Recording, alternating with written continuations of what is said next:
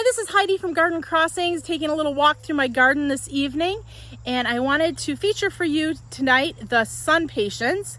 So you can see them in a beautiful border here behind me, but let me just talk a little bit more about sun patience and where they may work for you in your garden location. So here I am using sun patience as a border in the back of my garden.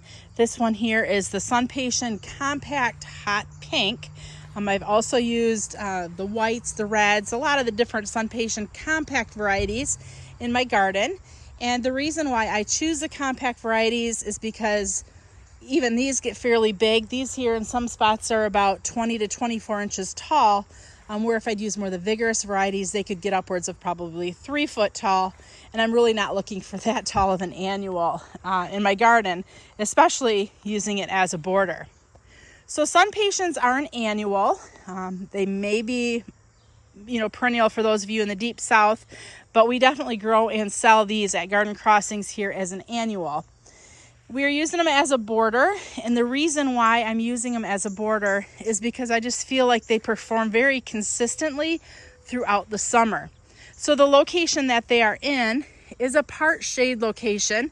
So as you can see, there's some pretty big canopy of trees that is behind and above them. We're facing the east right now, so they start getting sun around noon, and then they'll get that nice bright afternoon sun until the sun goes down. And you can see they do really well for us here in that type of a situation. One thing to also point out with sun patience is, especially if you're somebody who doesn't do the best at fertilizing your plants, this is a great choice because it does not actually like fertilizer. So if you do fertilize the sun patience, you might find that they kind of stop flowering, and that's the reason why, is because they probably have you fertilized them and they didn't want the fertilizer. I will point out though that sun patience are a fairly thirsty plant, and they will definitely tell you when they need water.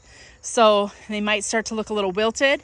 And if that is the case, which that's happened to us before, where the water maybe hasn't gone off when we thought it was supposed to, you'll want to just give them a really good soaking with water. And usually within a day or so, they're perked right back up and looking gorgeous again.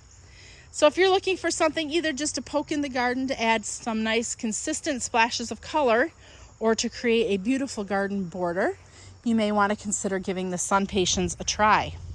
This is Heidi from Garden Crossings.